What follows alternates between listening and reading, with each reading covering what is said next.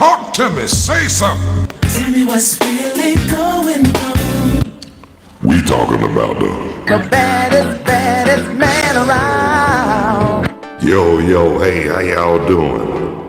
Welcome to another episode of On The Real, No Filter with me, the Bonafide G, certified true, Atlanta, Georgia born, coming to you straight out of Burlington, North Carolina. Not afraid to say what I speak, say what I feel, and yell out what's real. Me, Carlos Stargell, the last. Cause after they made me, they broke the mold. And want to give birthday shout outs to everybody whose birthday today, March the 24th. And want to give shout outs and love to everybody around the world across the country, mainly in the Atlanta area, and Macon to Savannah, all the cities in Georgia. But the birthday shout outs, want to give one to my cousin, Amber Williams. I mean, that's my cousin's firstborn, so that always been my baby too, because her and my oldest child always been close ever since birth, and that's a good thing. And want to give again to everybody whose birthday, a shout out to everybody whose birthday today, March the 24th. And this is a video. This video, just want to let you know for viewers 18 and older. And there might be some language and content that might be too vicious for those who have sensitive ears, so just want to let you know that. But before I get started, just want to let y'all know what I'm going to talk about in memories of a man. Yeah, I'm talking about my dad, Roy Stargell, October 2nd, 1948, March 24th, 2021. We talking about the baddest man around. Yes, we are. And just want to say, of course I really miss him. Shoot, that's my dad. Of course I'm gonna miss him. I also miss a lot of crazy things about him too. All the things he used to say and the crazy sugar honey iced tea he used to do. But he said some stuff when I was young that used to have me cracking up, have my side hurting, damn near pissing on myself all at the same time. Cause I remember we would listen to that song, Hey, how you doing? He sung, How You Doing? I remember we would listen to this song by the Ohio Players, the OHIO song. Every time I said Ohio, he'd be like, Idaho. I said, no, Ohio. He said, Colorado. I said, Ohio, New Mexico. I said, I give up. But we had like I said, it wasn't always peaches and cream, but we had some great times together. I mean, we had more good laughs than anything, to be honest with you. And thanks to my second oldest brother, Calvin, I remember I heard him and my daddy talking one day. He said, oh, you thought I'd be asleep. I be hearing y'all in there telling them damn jokes. And he said, Daddy, you don't be asleep. He said, he told my brother, he said, tell you the truth. He said he was sitting up there laughing. Hey, what's up, Street Vibes? Yeah, but like I said, I really miss my dad, though, on the real, for real. I mean, like I said, and he said some sugar honey iced tea that was unheard of and unbelievable. But I'm gonna say this, I remember somebody we knew, I ain't gonna mention who, I ain't gonna mention their name. I remember when they got in trouble when I was almost a teenager, and I asked my dad what happened. My daddy told me the biggest lie that came from the gut. He said that he got in trouble for selling a bald head woman some hairpins. Now you know that was real fucked up, but it was funny, but it was not compared to what he said about somebody else we knew when they got in trouble. So when I asked him again, I told my dad, I said, don't try to pull that soda ball here woman no hairpins, because I ain't trying to hear that. I said, what happened this time? My dad looked at me, seriously, to my cursing in church. And before I knew it, I was already drinking an orange soda. I think it was a Sunkist. Next thing you know, that sun kiss went everywhere because I was laughing so hard. Like I say, my daddy used to say something to have you cracking up. But somebody told me that I got it honest because I do the same thing. Will crack you up, come out of nowhere, just say stuff. Yeah, that is true. That is true. But like my brother told me, Calvin, he said that you more funny. He said, to be honest with you, he said, it's funny. I don't know what it is, but he said, it's funnier when you do it. I said, why is funnier? Why is funnier when I crack jokes? He said, you put a lot of work in it. You got something daddy don't. You got a little bit more what daddy got. So what's that, Cam? Pizzazz. I said, sure enough. But he had asked me, why don't you get into music or make movies or something? He said, cause you good. You can tell jokes. You got a great voice. You can sing and all. I said, nah, I don't think so. I ain't ready for all that. But my dad told me the same thing. And like I told Calvin when we talked, I remember the first time my daddy actually heard me sing. The first time he actually heard me singing at one of my cousin's funerals, it was back in 2005. Let a lot of people tell it. They say he was looking over his glasses like he was in shock. But when I got through, getting ready to walk back to my seat, he looked at me, he said, good job. And loud enough for the whole church to hear. So all I could do was, I did that little kind of salute. Let him know that I appreciated it. But he told me that my sister told him, I knew he could sing, but I ain't know he was good as he was. And my brother told him, that's when Calvin told her, you knew he could sing. What you mean you didn't know he was good as he was? I ain't think he'd get up in front of people and sing like that. And then that's when a certain person told her, she said, you ought to hear him, you ought to see what he be doing in church. She said, you ought to hear him in church. And my dad said, if he sang like that at the funeral, I know he can get down with the get down at church. And I told him, I do all right. It just that I said, when I sang at church, I told my dad, it's more like a refuge to me. For real. Because I feel I can let it all. I can let whatever I'm feeling, I can let it all out. And I be singing it and bringing it all at the same time. Talk to me, say something. But yeah, like I told Daddy, my daddy, me singing in church is really a good thing. And I told him I never would have thought that I sing in church like I do now. I said, you know how shamefaced and I was, wouldn't want to get in front of nobody. And I told my dad, I got a little secret for you. He said, what's that? I said, I started leading songs in church. I said, an old pastor of mine and the piano player at the time, they actually convinced me to lead a song. I wasn't gonna do it at first. I told them I don't know the first. I said, I'm not a lead singer. I like where I'm at now, singing in the background. He was like, come on, man, sing, man, come on, do this lead. He said, I know you.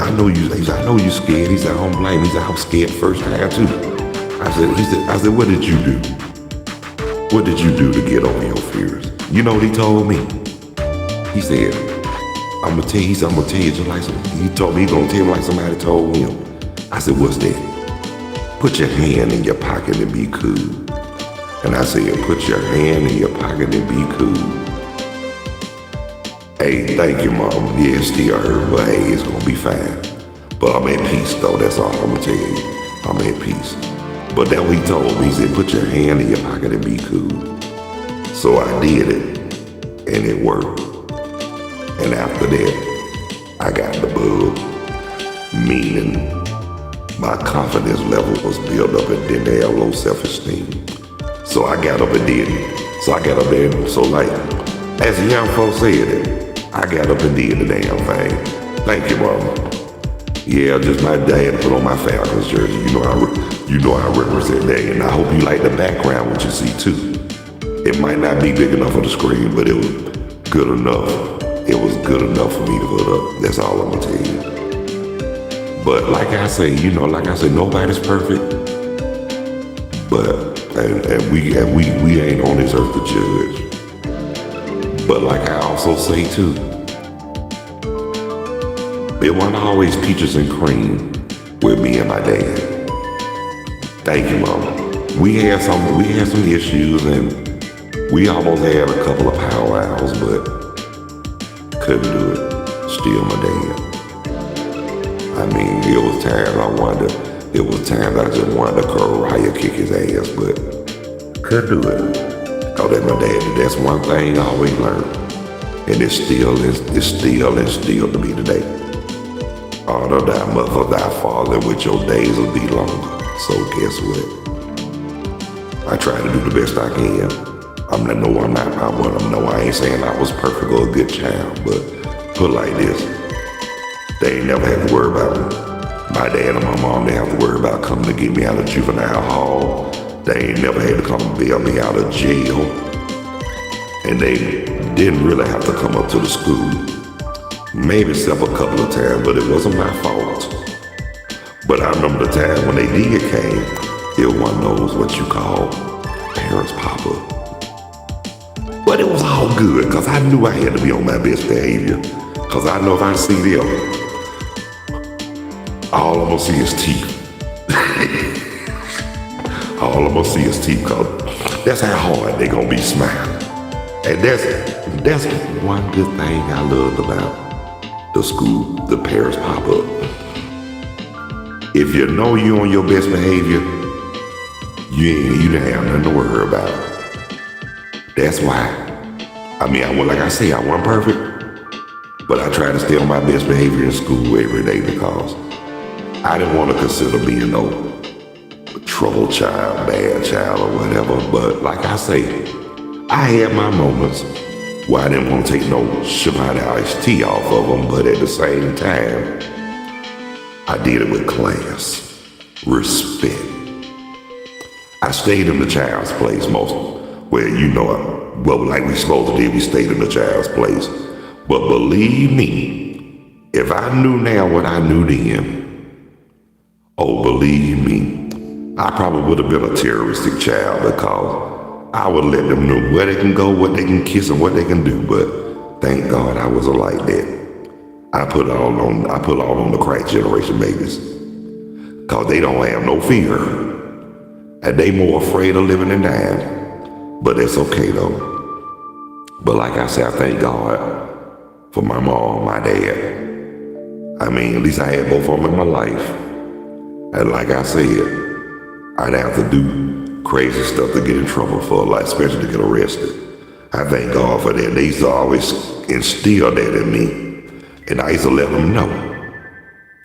They ain't got nothing to worry about that because I don't like to hang around large crowds and certain people because I trust nobody but God. Talk to me, say something. Yeah, just somebody don't sleep because sometimes. Yeah, but like I was saying though, I had sense enough to know for right, for wrong.